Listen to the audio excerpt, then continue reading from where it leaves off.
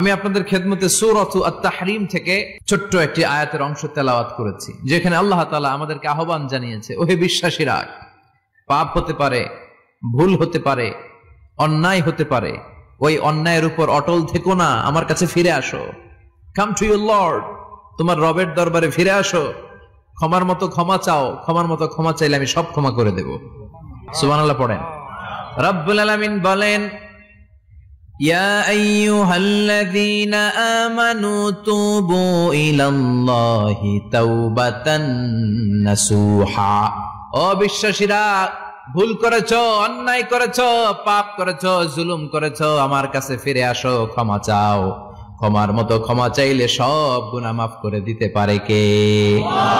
পাপ নাই, গুনাহ করি না, এরকম কেউ আছি? কথা বলেন। কত পাপ করছি, কোনো হিসাব আছে? পৃথিবীর কেউ না জানলেও জানে কে? পৃথিবী না জানুক আমি তো জানি, আমি কি পাপ করেছি হায়। আমার পাপের করলে বিচার, বাঁচার আমার নাই উপায়। দয়াময় প্রভু মাফ করো আমায়, মাফ করো আমায়। পড়েন আমিন। আমাদের পাপগুলো ক্ষমা করে কে? চিল্লায় বলেন কে? আল্লাহ ডেকে বলে, গোলাম আমি হলাম গাফিরুয যামব কাবিলুত তাওব। আমার কাজ হলো ক্ষমা করা, আমার কাজ হলো তওবা কবুল করা। শয়তানের কাজ হলো ওয়াসওয়াসা দেওয়া, আমাদেরকে ভুল পথে নিয়ে যাওয়া। আর আমাদের কাজ হলো ভুল করে ফেলা, আল্লাহর কাজ হলো ভুলগুলো মাফ করে দেয়া। আল্লাহ ডেকে বলে, গোলাম তোরা যদি ভুল না করতি, তোরা যদি পাপ না করতি, তোরা যদি অন্যায় না করতি, তোদেরকে ধ্বংস করে দিয়ে এমন একটা জাতি আমি এই দুনিয়ার বুকে তৈরি করতাম, যারা সকালবেলা ভুল করে দুপুরে মাফ চাইতো, দুপুরে ভুল করে রাত্রে মাফ চাইতো, আজকে ভুল করে আগামীকাল মাফ চাইতো। আর আমি আল্লাহ গুনাহগুলো তাদের সব ক্ষমা করে দিতাম। ক্ষমা করে দিতে আল্লাহর বড্ড ভালো লাগে। বান্দা আল্লাহর কাছে বারবার চাক, চোখের পানি ছাড়ুক, এটা আল্লাহ পছন্দ করে। চোখের পানির যে কত পাওয়ার আপনি কল্পনাই করতে পারবেন না। অনুশোচনার চোখের পানি চোখ বেয়ে নাকের ডগা পেয়ে জমিনে পড়ার আগেই আল্লাহ এই বান্দারে মাফ করে দেয়। বিশ্বনবী ডেকে বলে, ও আমার উম্মতেরা শোনো, আল্লাহর কাছে দুনিয়ার মানুষদের দুই ফোঁটা পানি সবচেয়ে প্রিয়। এক হলো জিহাদের ময়দানে রক্তের ফোঁটা, দুই হলো অনুতপ্ত বান্দার চোখের পানির ফোঁটা। কত ভুল আপনি করেছেন, কত অন্যায় আপনি করেছেন, কত পাপ আপনার হয়েছে, কত মিথ্যা আপনি বলেছেন, কয় ওয়াক্ত নামাজ ছেড়েছেন, কয় লাখ টাকা ঘুষ খেয়েছেন, কত যৌতুক আপনি খেয়েছেন, কত মিথ্যা আপনি বলেছেন। আপনার পাপ যত বড় হোক, যত বিশাল হোক, যত বেশি হোক, আল্লাহর দয়ার পরিসীমা তার চাইতেও বড়। আপনার পাপ, আপনার অন্যায়, আপনার জুলুমগুলো যদি হয় খালের পানির সমান, বিলের পানির সমান, আল্লাহর দয়া সাগরের পানির সমান। আপনার পাপ যদি হয় সাগরের পানির সমান, আল্লাহর দয়া মহাসাগরের পানির সমান। আপনার পাপ আর অন্যায় যদি হয় পাহাড়ের সমান, আল্লাহর দয়া আকাশের সমান। আপনার পাপ যদি হয় আকাশের সমান, আল্লাহর দয়া আরশের সমান।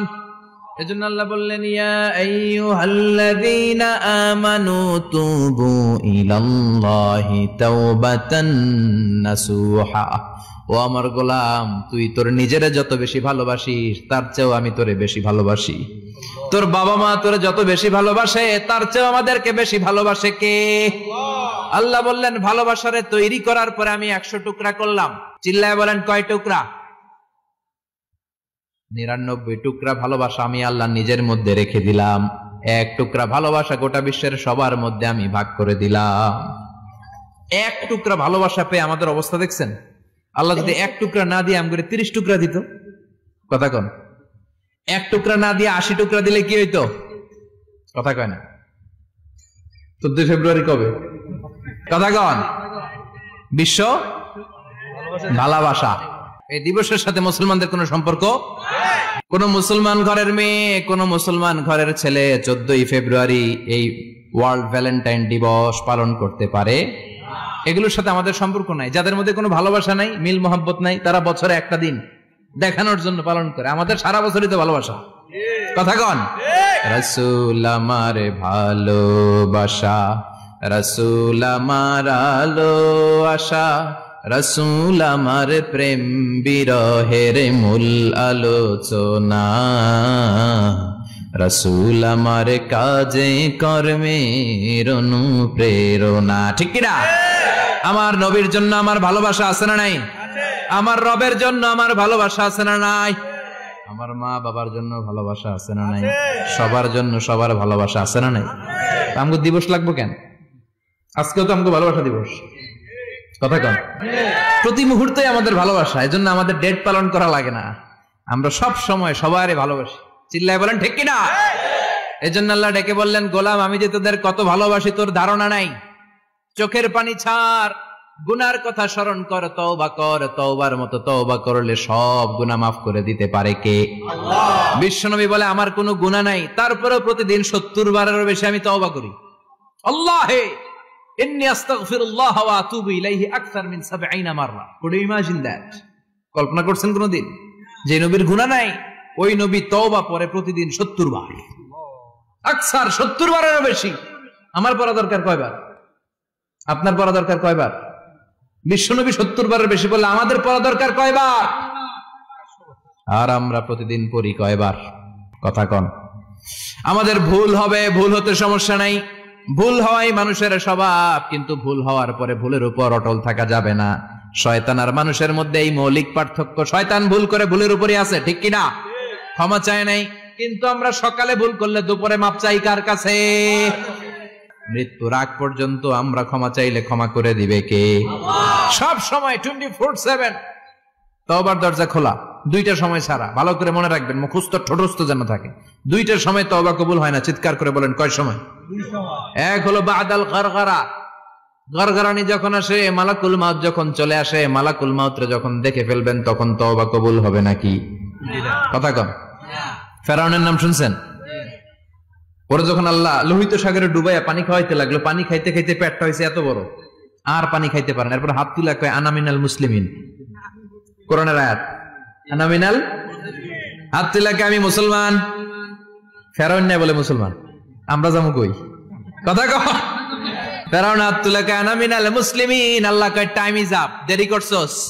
অনেক সময় দিলাম, অনেক সুস্থ রেখেছি, ক্ষমতা দিয়েছি, দাপট দিয়েছি, তখন যদি ঘাটটা নত করে, মাথাটা নত করে একবার ক্ষমা চাইতি, ফেরাউন তোরেও ক্ষমা করে দিতাম।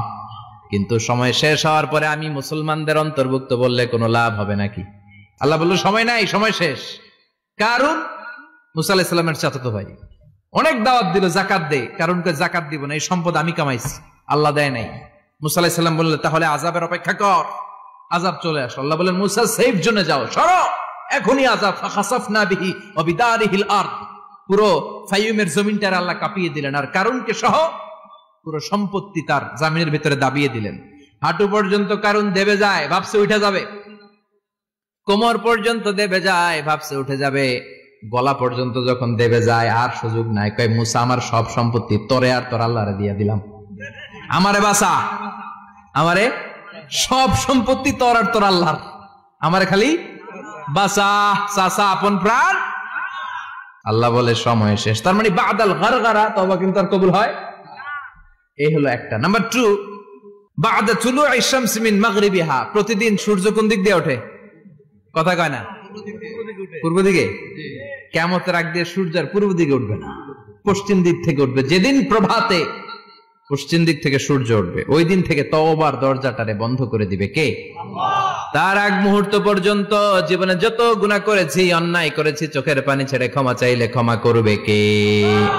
শয়তান আল্লাহরে চ্যালেঞ্জ দিছে, আল্লাহ তুমি আমারে জাহান্নামে পাঠাবা, আমিও তোমার বান্দা করে লয়ে একসাথে জামাতে ঢুকমু। একা ঢুকবো না, একা যাব না, তোমার বান্দাদেরকে সবগুলারে জাহান্নামী বানায়া তারপরে ঢুকমু। তোমারে চ্যালেঞ্জ দিলাম, একটারও জান্নাতে ঢুকাইতে পারবা? আল্লাহকে তুই আমার চ্যালেঞ্জ দিলি? আমি তো সব রাজার বড় রাজা, মহারাজা, আমার চ্যালেঞ্জ দেশ, এত সাহস পাইলি কই? তুই আজীবন ওয়াসওয়াসা দিয়ে পাপ কাজ করাবি, একদিন তাফসীর মাহফিলে এসে আমার বান্দা ক্ষমা চাবে, আমি মাফ করে দেবো, তুই কি করবি? আজীবন অন্যায় করবে, আজীবন পাপ করবে, জুলুম করবে, একদিন চোখের পানি ছেড়ে আমার কাছে কান্নার মতো কান্না করলে আমি সব গুনাহ মাফ করে দেব। এজন্য আল্লাহ বললেন ইয়া আইয়ুহাল্লাযীনা আমানু তুবু ইলাল্লাহি তাওবাতান নাসুহা। ভুল করেছো, তওবা করো, মাফ করবে কে?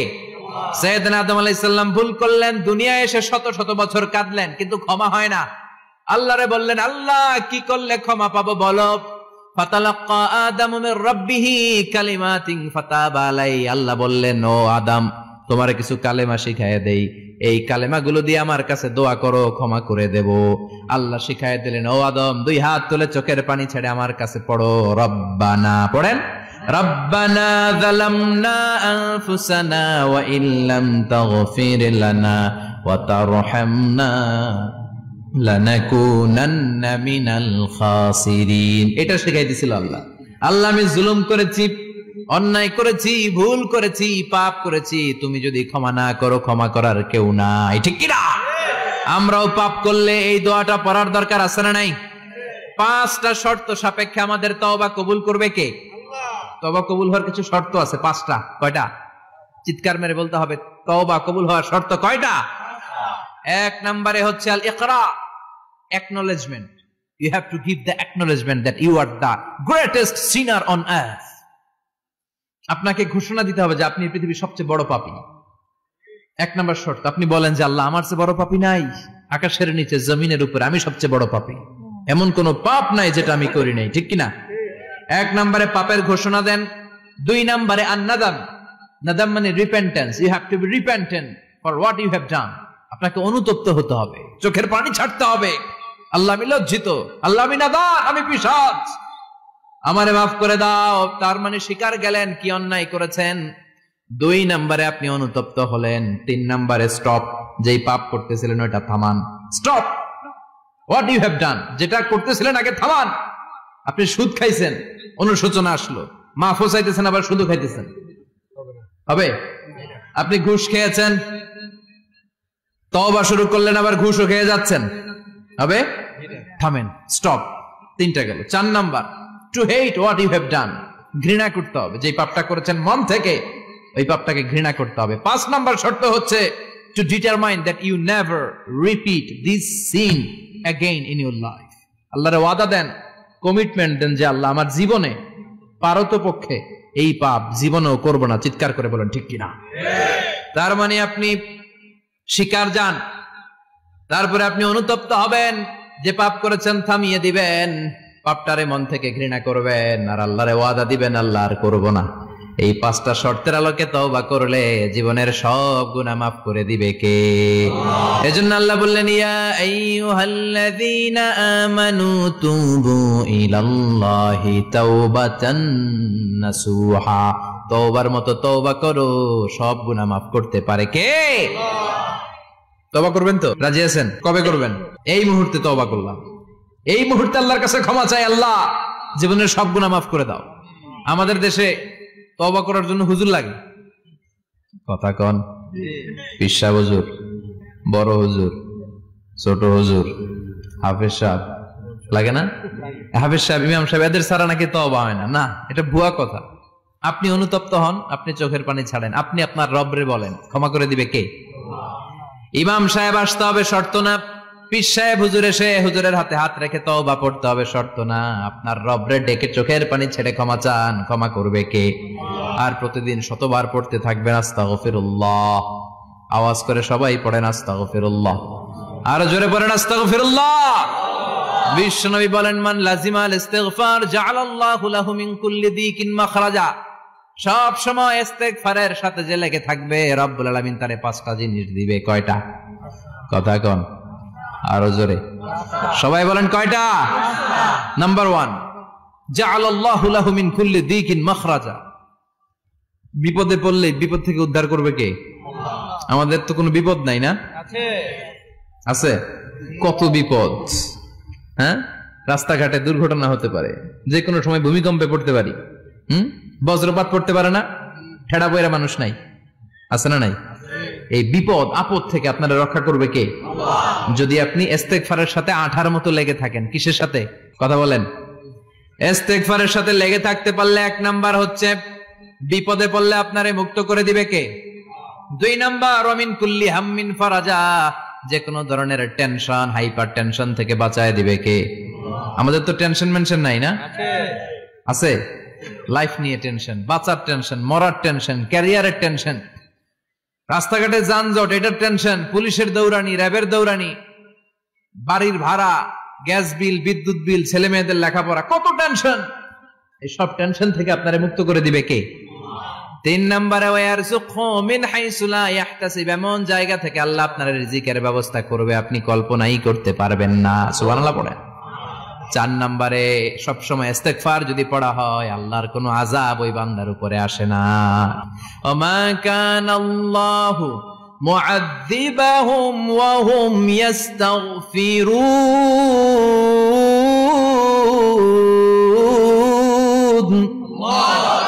যতক্ষণ আমার বান্দা আমার কাছে ইস্তেগফার পড়তে থাকে আমার কোনো আযাব বান্দারে পাবে না। যতক্ষণ ইস্তেগফার পড়বেন আল্লাহর কোনো আযাব আপনার উপর আসবে না। 4টা গেল। 5 নাম্বার, বারবার ইস্তেগফার পড়লে রফিক ভাই আল্লাহ আপনারে মুস্তাজাবুদ দাওয়া বানিয়ে দিবে। দোয়া করা মাত্র কবুল করে নেবে কে? আল্লাহ। মুস্তাজাবুদ দাওয়া বুঝেন তো? মানে যিনি হাত তুলতে দেরি কবুল হতে দেরি হয় না। বারবার ইস্তেগফার পড়ে দেখেন যে আপনার দোয়া কেমনে কবুল হয়। ইমাম আহমদ ইবনে হাম্বলের নাম শুনেছেন? হাম্বলি মাযহাবের প্রতিষ্ঠাতা। হানাফি, শাফিঈ, মালিকি, 4 নাম্বারটা আপনারা বলেন। হাম্বলি। এই হাম্বলি মাযহাবের ইমামের নাম আহমদ ইবনে হাম্বল। জগৎ বিখ্যাত মুহাদ্দিস। একক স্বতন্ত্র হাদিসের কিতাব হিসেবে পৃথিবীতে সবচেয়ে বড় যে হাদিসের কিতাব ওইটার নাম মুসনাদ আহমদ ইবনে হাম্বল। 40,000 হাদিসের কালেকশন আছে এটাতে।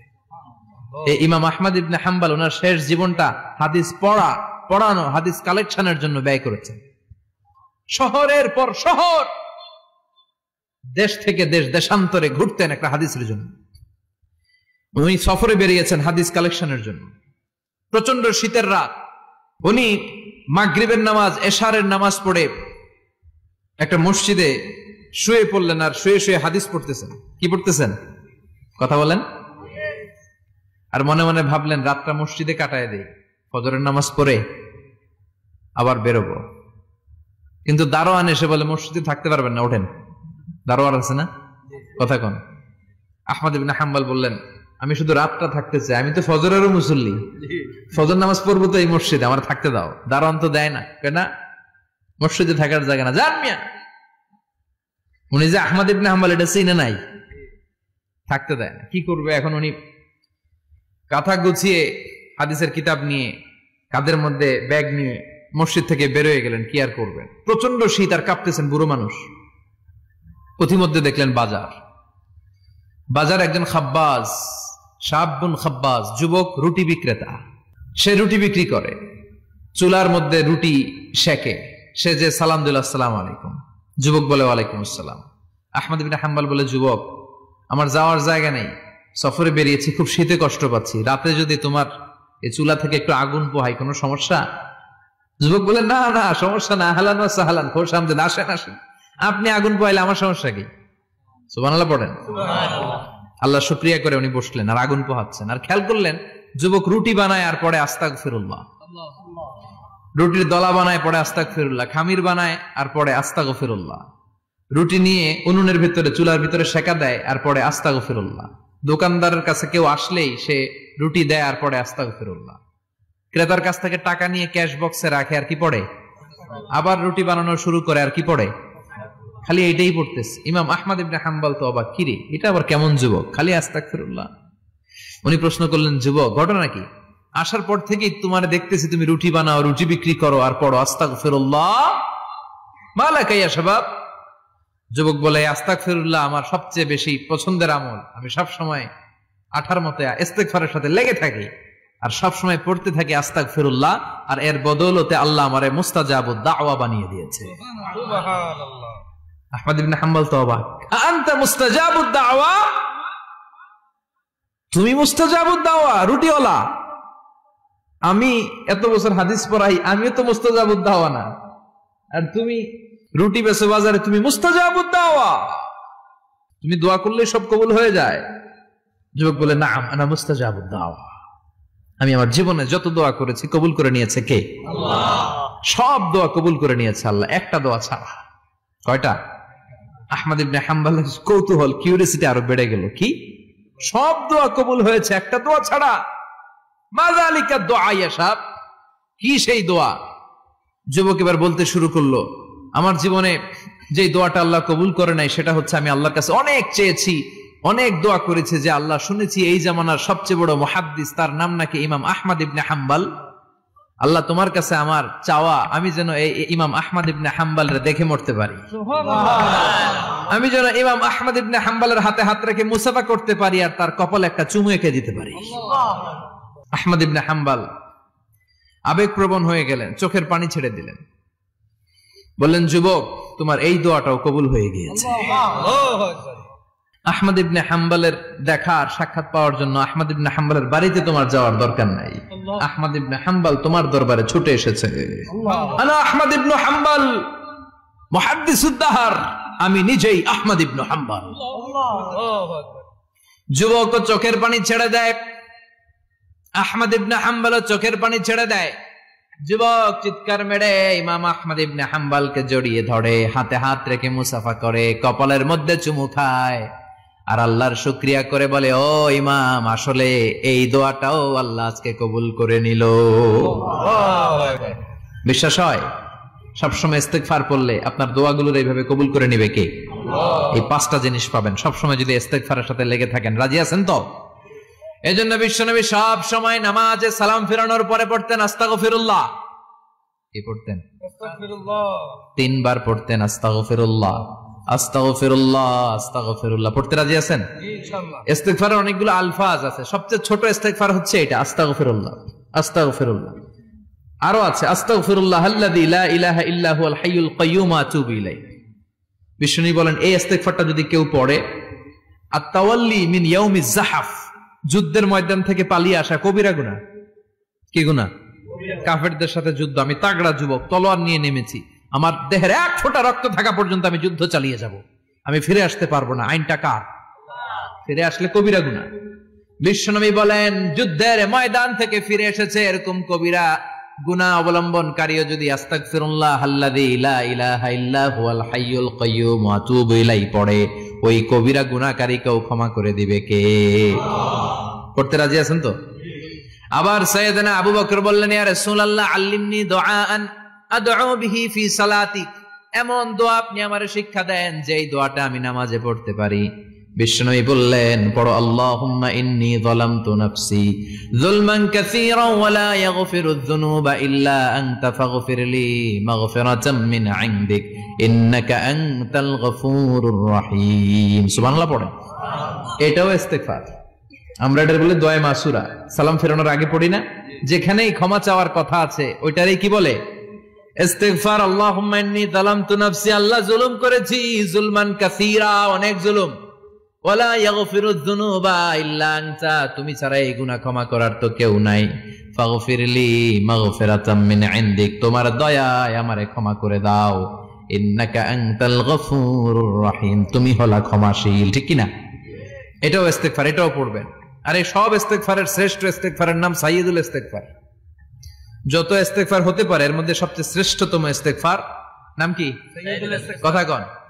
বুখারীর বর্ণনা, শাদ্দাদ ইবনে আউস রাদিয়াল্লাহু তাআলা আনহু বর্ণনা করেন, এই সাইয়্যিদুল ইস্তেগফার দিনের বেলা যে পড়বে ওই দিনে মারা গেলে সে জান্নাতি।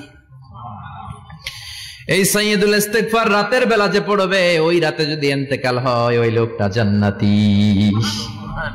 মুখস্থ আছে না? কার কার মুখস্থ? হাত তুলেন। মাশাআল্লাহ, তাবারাকাল্লাহ, মাশাআল্লাহ, মাশাআল্লাহ।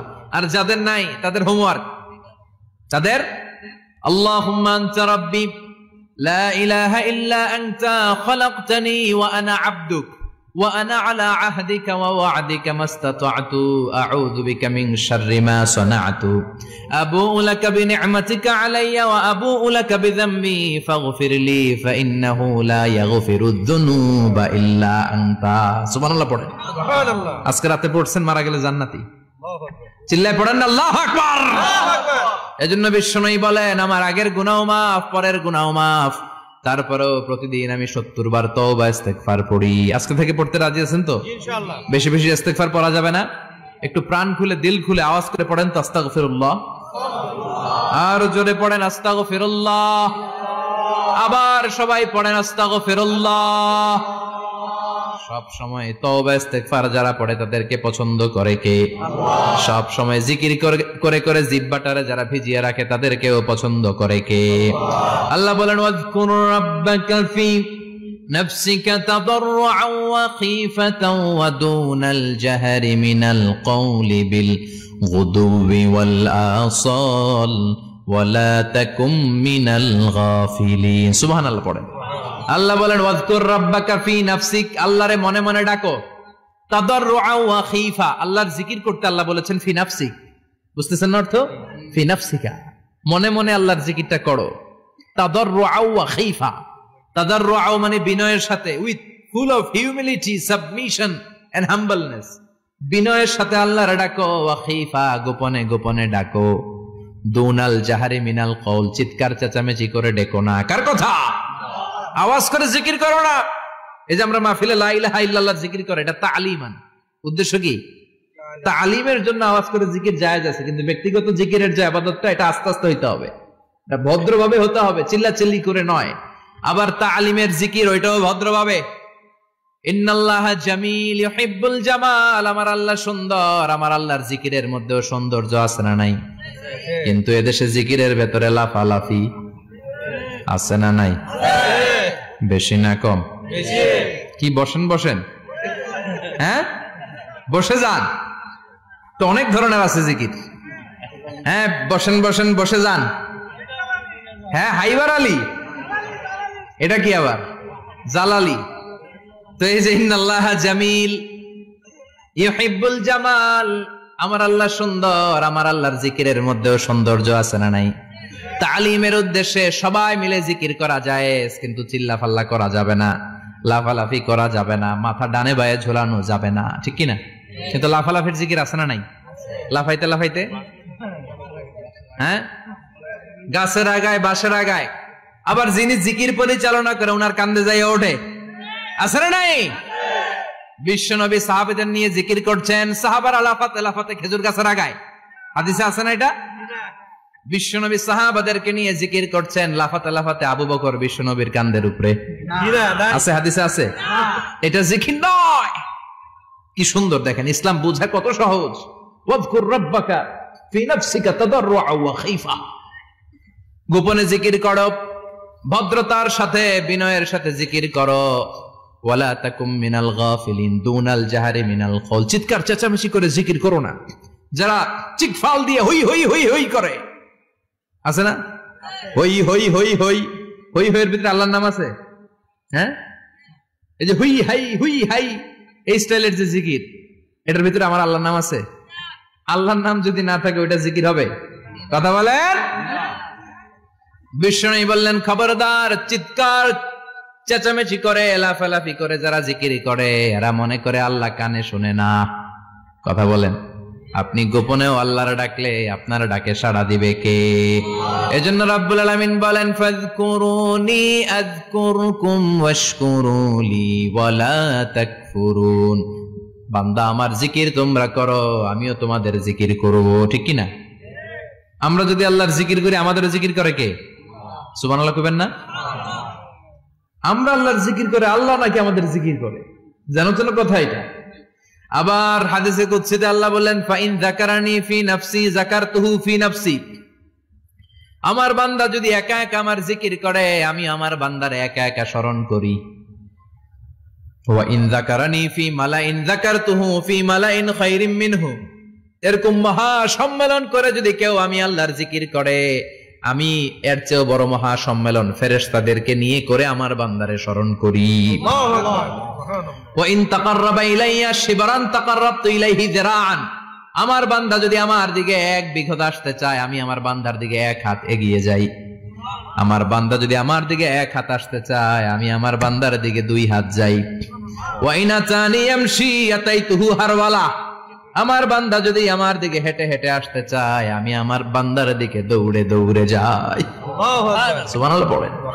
এজন্য বিশ্বনবী বলেন লা ইয়াজালু লিসানুকা রাতবাম মিন যিকরিল্লাহ, আল্লাহর জিকির দিয়ে জিহ্বাটারে ভিজিয়ে রাখবা। কার কথা? চিল্লায় বলেন কার কথা? সবসময় আল্লাহর জিকির করতে রাজি আছেন তো? সবচেয়ে শ্রেষ্ঠ জিকির বিশ্বনবী বললেন আফদালু যিকরি লা ইলাহা লা ইলাহা লা ইলাহা ইল্লাল্লাহু মুহাম্মাদুর রাসূলুল্লাহ সাল্লাল্লাহু। সবচাইতে শ্রেষ্ঠ জিকির লা ইলাহা, এর চেয়ে শ্রেষ্ঠ জিকির আছে? কথা বলেন। বিশ্বনবী বললেন, মান ক্বালা লা ইলাহা ইল্লাল্লাহ সিদকান মিন কলবিহি, একনিষ্ঠতার সাথে অন্তর থেকে কেউ যদি জীবনে একবার বলে লা ইলাহা ইল্লাল্লাহ, দাখালাল জান্নাহ, তার যদি পাপ থাকে, অন্যায় থাকে, ওই পাপ আর অন্যায়ের শাস্তিগুলার পরে কোনো না কোনো দিন আমার ওই বান্দা জান্নাতে ঢুকবে। একবার যদি খালিসান মিন কলবিহি সে পড়ে লা ইলাহা ইল্লাল্লাহ, তার জন্য জান্নাতকে অবধারিত করে দিয়েছে কে? আবার এটার নাম আল্লাহ দিয়েছে কালিমায়ে, কথা বলেন, দরাবাল্লাহু মাসালান কালিমাতান তাইয়িবাতান কাশাজারাতিন তাইয়িবাতিন আসলুহা সাবিতুন ওয়া ফারউহা ফিস সামা। সুবহানাল্লাহ। পবিত্র বাণী এটা কালিমায়ে তাইয়িবা। আবু সাঈদ আল খুদরি থেকে বর্ণিত, মুস্তাদরাকে হাকিম আর সহিহ ইবনে হিব্বানে এসেছে, বিশ্বনবী বলেন, মুসা আলাইহিস সালাম আল্লাহর একবার প্রশ্ন করলেন, ইয়া রব আল্লিমনি দুআন আদউ বিহি, আপনি আমার এমন একটা জিকির শিক্ষা দেন যে জিকির দিয়ে আমি শুধু আপনার জিকির করব, কেউ এই জিকির করতে পারবে না। এই জিকির জানবো শুধু আমি আর জানবেন। কথা কোন? প্রশ্ন করছে কে? হ্যাঁ, কাকে করেছে?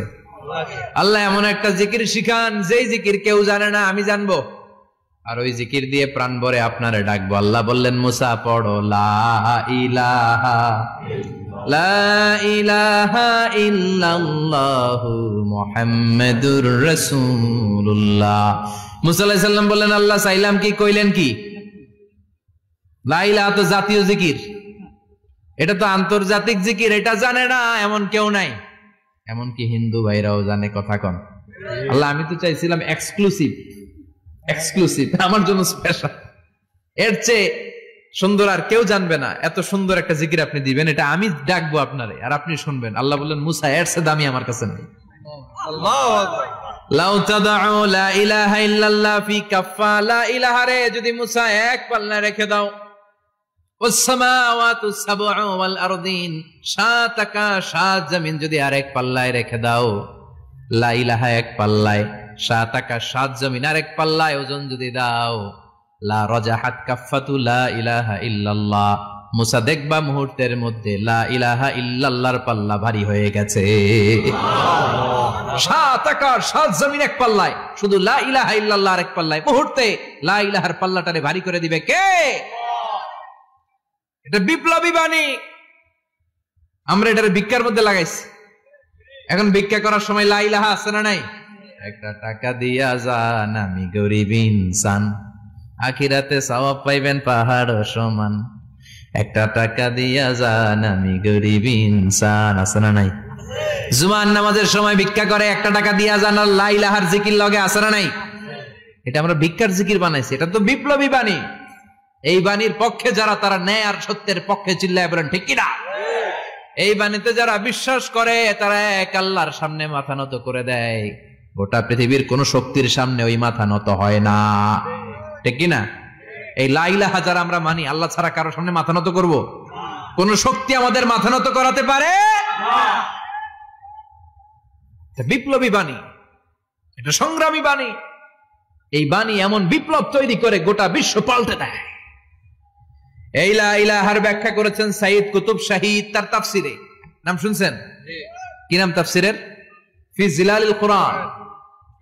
ফি জিলালিল কুরআন লিখে উনি মিশর কাঁপিয়ে দিলেন। তিনি গোটা বিশ্বের জাহালাতকে তার তাফসিরের লেখনীর মধ্যে দিয়ে তুলে এনেছেন। আর বলেছেন, আল্লাহর আইন ছাড়া পৃথিবীর বুকে কোনো আইন চলবে না। তার তাফসির পরে মিশরের সব যুবকরা রাস্তায় নেমে এলো। আন্দোলনের চোটে পুরো মিশরে উত্তাল গণ আন্দোলন। ইনিল হুকমু ইল্লা লিল্লাহ, আল্লাহর জমিনে আল্লাহর আইন ছাড়া কিছু চলবে। পুরো মিশর টালমাটা, সরকার টালমাটা। সরকার প্রধান ছিল জামাল আব্দুল নাসের। কয়টারে জেলে ভর? কথা কন। হকের কথা বললেই জেলখানা আছে না নাই? সাইয়্যিদ কুতুব শাহীদের জেলখানায় ভরা হলো। ওনারে জেলখানায় ভরার পরে আন্দোলন আরো 3 গুণ বেড়ে গেল। কায়রোর রাস্তায়, মিশরের রাস্তায় রাস্তায় ইসলাম প্রেমিক, কোরআন প্রেমিক যুবকদের আন্দোলন। পুরো আন্দোলনে মিশর কেঁপে উঠল। মিশর ব্যাপী আন্দোলনের গণজোয়ার। সরকারের অবস্থা খারাপ। সরকার এবার ঘোষণা দিল সাইয়েদ কুতুব শহীদ মিশরের যুবকদেরকে আন্দোলনে ঠেলে দেওয়ার কারণে তাকে মৃত্যুদণ্ড দেয়া হলো, ফাঁসি। যুগে যুগে কোরআনের পক্ষে যারা, এদের কাছে ফাঁসির রশি আছে না নাই? কিন্তু এই ফাঁসির রশিকে তারা থোড়াই কেয়ার করে, চিল্লায় বলেন ঠিক কিনা? ফাঁসি, সাইয়েদ কুতুব শহীদের ফাঁসির রায় দেয়া হলো।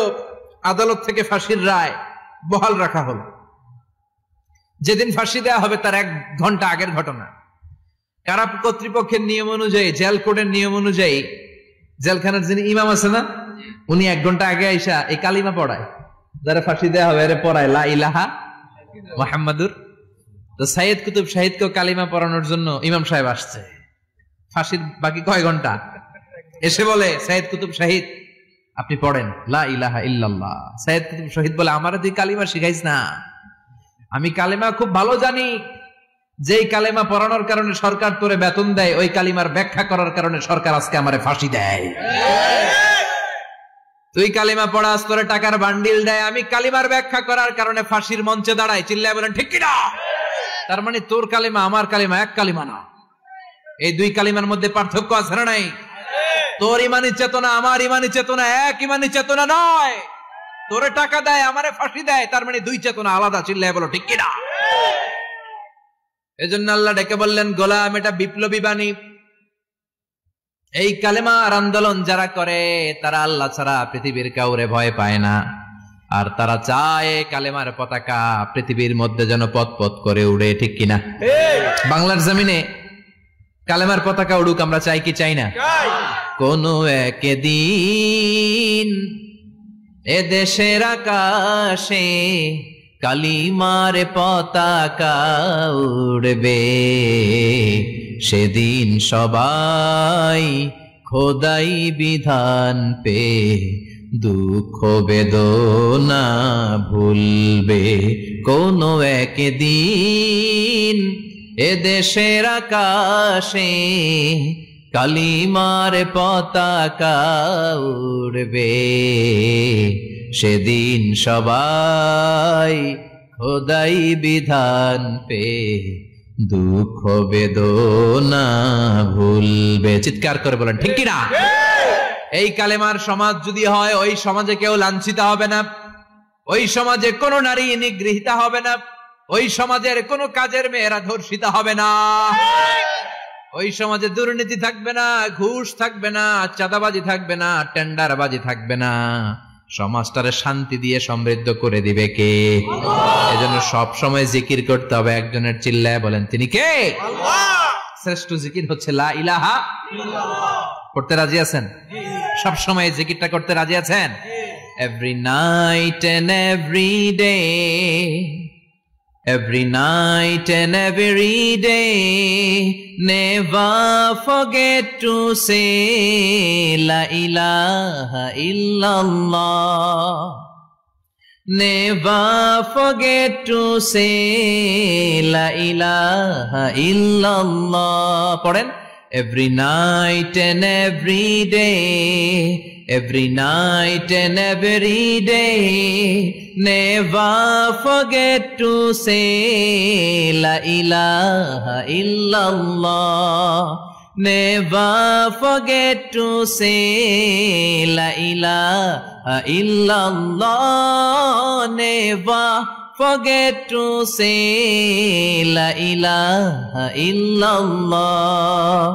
When you're walking down the street, use your time and repeat and say in every heartbeat la ilaha illallah. When you're walking down the street, use your time and repeat and say in every heartbeat la ilaha illallah. Every night and every day, every night and every day. Never forget to say la ilaha illallah. চিল্লায় বলেন ঠিক কি না? দিনে রাতে যে কোনো মুহূর্তে আমাদের জিহ্বার মধ্যে থাকবে কি? কথা বলেন, জিহ্বায় থাকবে কি? এজন্য বিশ্বনবী বললেন আফদালুয যিকরি লা ইলাহা ইল্লাল্লাহ, আল্লাহর কাছে সবচাইতে প্রিয় জিকির হলো লা ইলাহা ইল্লাল্লাহ। আবার বিশ্বনবী বললেন আহাব্বুল কালামে ইলাল্লাহি আরবাআ, আল্লাহর কাছে সবচাইতে প্রিয় কথা হলো চারটা। কয়টা? সুবহানাল্লাহ, আলহামদুলিল্লাহ, লা ইলাহা ইল্লাল্লাহ। সুবহানাল্লাহ,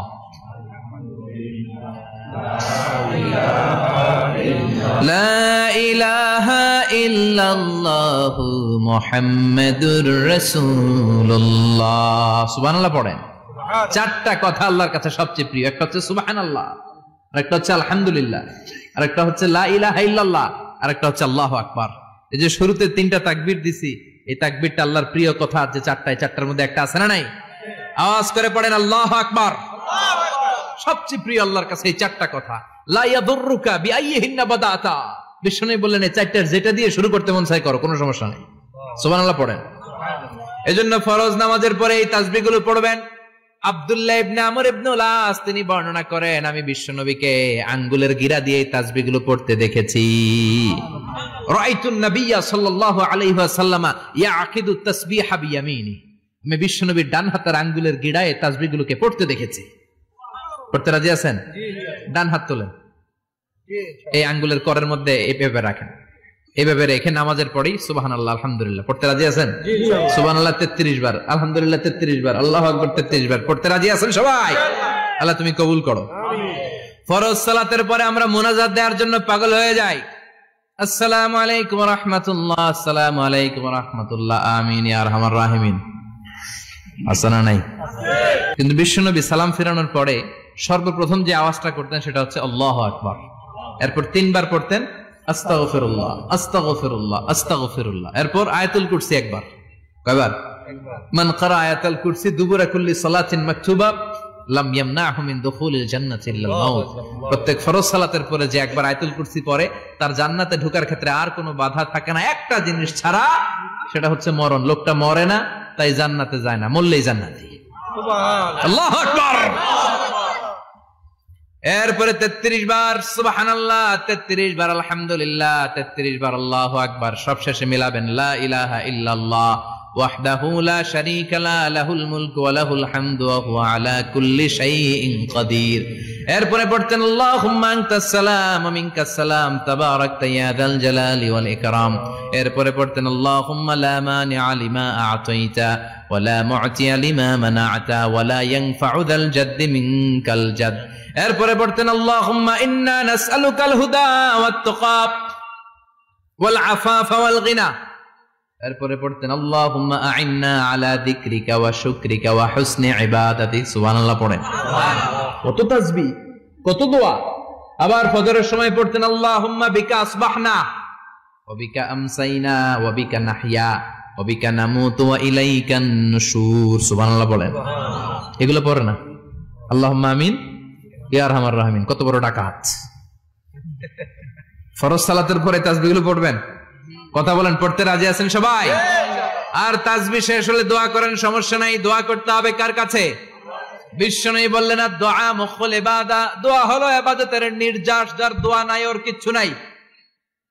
দোয়া করেন নাই তো নামাজে কাজ হবে না, দোয়া করেন নাই রোজায় কাজ হবে না। কথা কন। আর দোয়া মুখুল ইবাদা, দোয়া হচ্ছে ইবাদতের নির্যাস। আবার তিরমিজির বর্ণনায় বললেন আর দোয়া হুয়াল ইবাদা, দোয়াটাই নাকি ইবাদত। দোয়াটা ইটসেলফ, এইটাই ইবাদত। নামাজ যেমনি ইবাদত, রোজা যেমনি ইবাদত, হাত তুলে যে দোয়া করলেন এইটাও ইবাদত। সুবহানাল্লাহ পড়েন। এটা মুমিনের ওয়েপন, সিলাহুল মুমিন। সাপ্লিকেশন, দোয়ার ইংরেজিতে বলে সাপ্লিকেশন। সাপ্লিকেশন is the weapon of believers, এটা বিশ্বাসীদের অস্ত্র। সবকিছুর কারামতি যেখানে শেষ, দোয়ার কারামতি ওইখানে। এরকম অনেক শুনবেন, ক্যান্সারে আক্রান্ত, দুরারোগ্য ব্যাধি, বাংলাদেশের চিকিৎসা শেষ, ইন্ডিয়া গেছে, কয় বাঁচবো 3 মাস। কয় মাস? এরপরে 7 বছর বাইসা ছিল। কেমনে বাঁচলো? কেমনে? দোয়া। দোয়ার পাওয়ার আছে না নাই? তবে দোয়াটা দোয়ার মতো হতে হবে।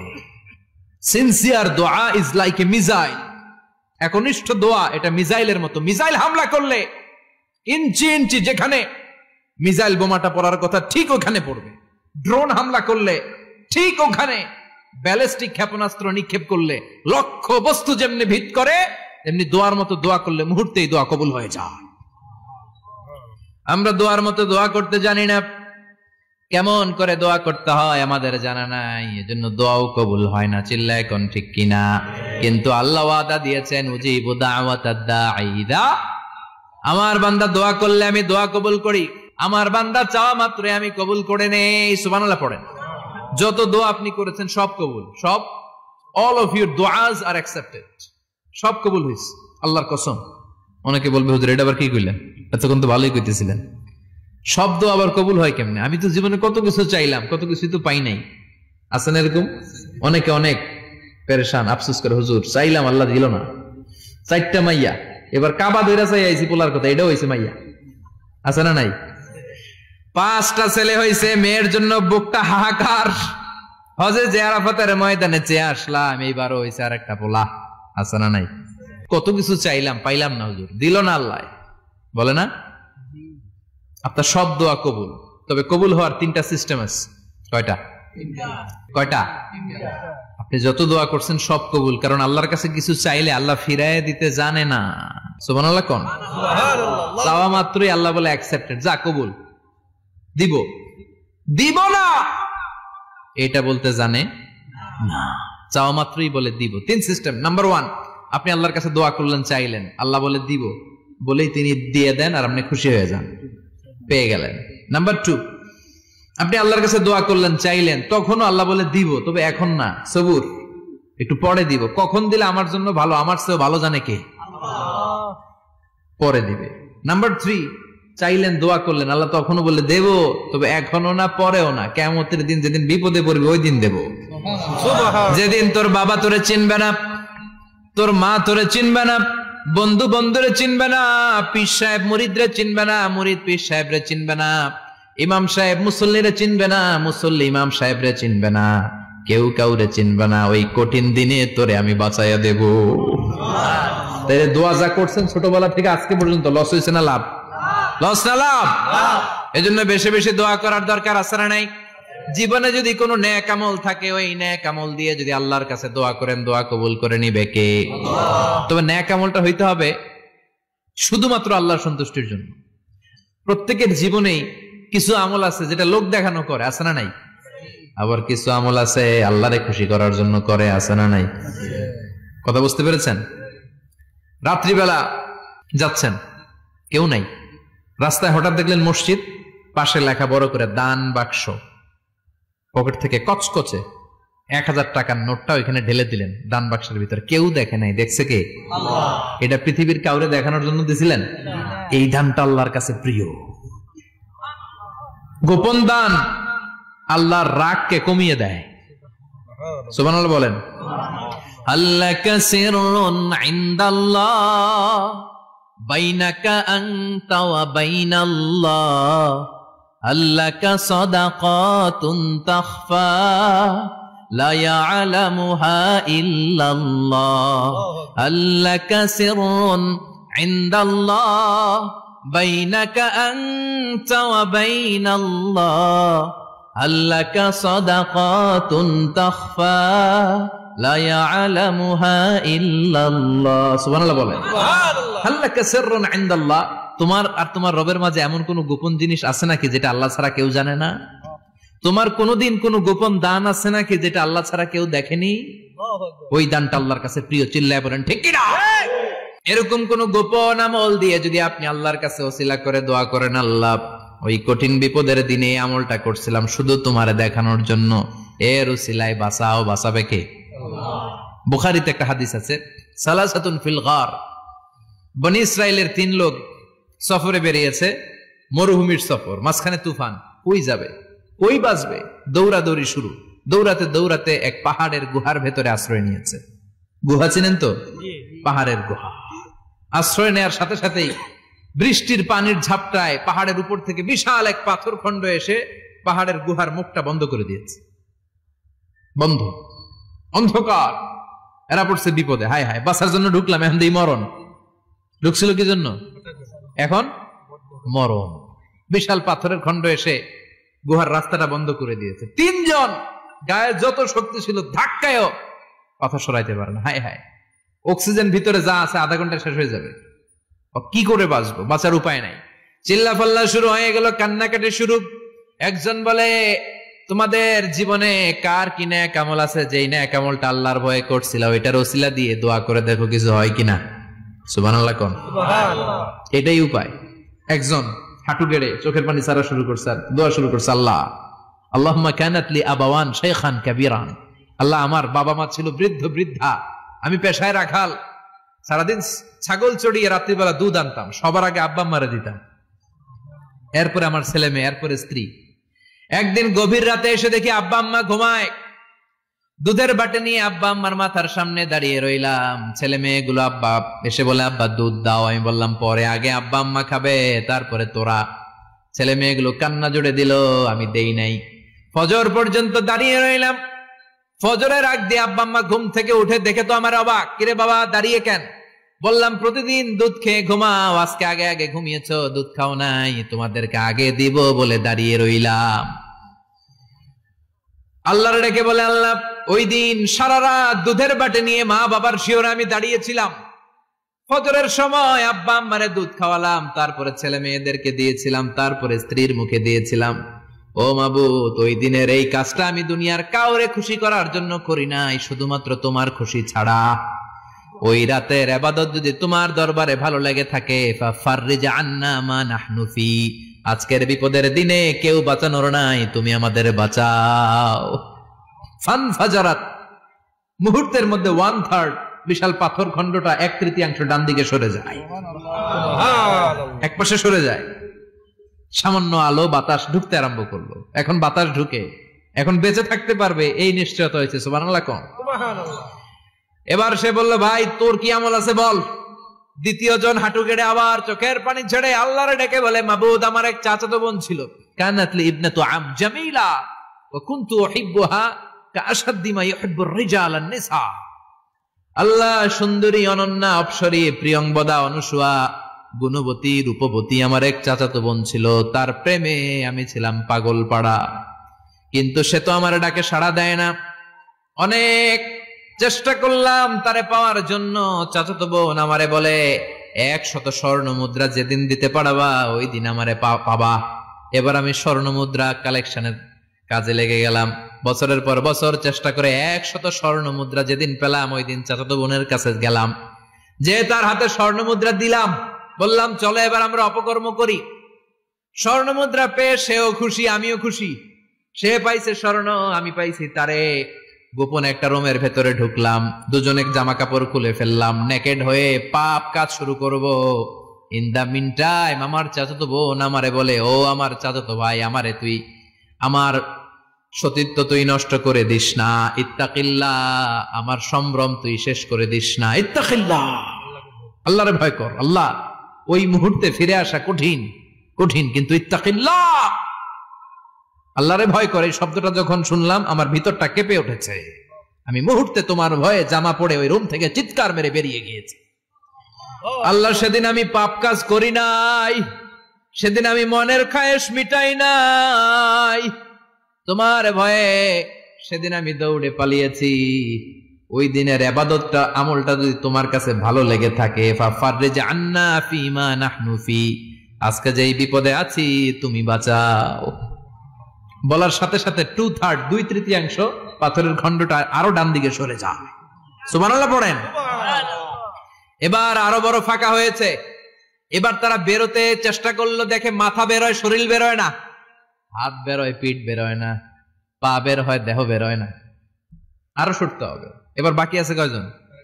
সে দোয়া করতে শুরু করলো, আল্লাহ ইস্তাজারতু জারাক, আমি ব্যবসায়ী ছিলাম, অনেক শ্রমিক ভাড়া করে একদিন একটা কাজ করালাম, সব শ্রমিকের টাকা দিয়ে দিলাম। এক শ্রমিক টাকা না নিয়ে ভাগলপুর কই যে গেছে নিজেও জানি না, ওর টাকা আমার কাছে রয়ে গেল। এই শ্রমিককে আর টাকাটা বুঝাই দিতে পারি নাই।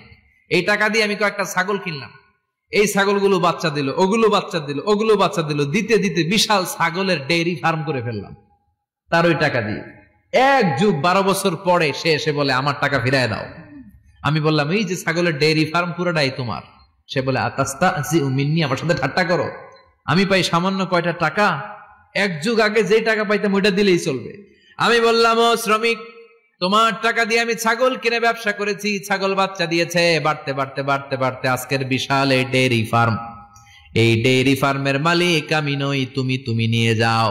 বলার সাথে সাথে শ্রমিক আনন্দে নাচতে নাচতে ডেইরি ফার্ম নিয়ে যায়। ও আল্লাহ, ওই দিন যদি সে যতটুকু টাকা পাওনা ছিল অতটুকু দিলেই সে খুশি হয়ে যেত। শুধু তোমার খুশির জন্য পুরো ডেইরি ফার্ম আমি তারে দিয়ে দিয়েছিলাম। আল্লাহু আকবার। আল্লাহ, আজকের এই বিপদের দিনে আমার সেদিনের আমলটা যদি তোমার কাছে ভালো লাগে তুমি বাঁচাও। বলতে দেরি, মুহূর্তের মধ্যে বিশাল প্রকাণ্ড পাথর খণ্ডটা অন্যদিকে দৌড়ে চলে যায়। পাহাড়ের গুহা ওপেন, পাথর খণ্ড নাই। আল্লাহর শুকরিয়ার তাকবীর দিতে দিতে 3 জন বের হয়ে যায়। সুবহানাল্লাহ পড়েন। সহিহ বুখারীর বর্ণনা, সহিহ হাদিস। নিজের এমন কোন নেক আমল যদি থাকে যে আমলটা শুধু আল্লাহর জন্য করেছিলাম, ওই নেক আমলের ওসিলা দিয়ে দোয়া করলে দোয়া কবুল করবে কে? করতে রাজি আছেন তো? প্রতিদিন শতবার তাওবা ইস্তেগফার পড়তে রাজি আছেন? আল্লাহর জিকির করতে রাজি আছেন তো? আর বেশি বেশি দোয়া করতে রাজি আছেন? সবাই সবার জন্য দোয়া করবো, রাজি আছেন তো? আল্লাহ আমাদের সবাইকে কথাগুলো বুঝার ও আমল করার তৌফিক দান করুক। আমরা পড়ি আমিন। আরো জোরে পড়েন আমিন। যতগুলো কথা বললাম কোরআন সুন্নাহর আলোকে বলেছি, বানিয়ে কিছু বলি নাই। তারপরে আমার মনের অজান্তে কোনো মিস ইনফরমেশন যদি আমার মুখ ফসকে বেরিয়ে যায়, সেগুলো যেন আল্লাহ তাআলা আমাদের স্মৃতিপট থেকে মুছে দেয়। আমরা সবাই পড়ি আমিন। আর সত্য, সুন্দর, কল্যাণকর, হকের পক্ষে যা বললাম তার সবগুলো প্রথমে আমাকে এবং আপনাদের সবাইকে আমলের তৌফিক দান করুক। নিয়মিত ইউটিউব ভিডিও দেখতে সাবস্ক্রাইব করুন। নতুন নতুন ভিডিও পেতে ঘন্টা বাটনটি চাপুন।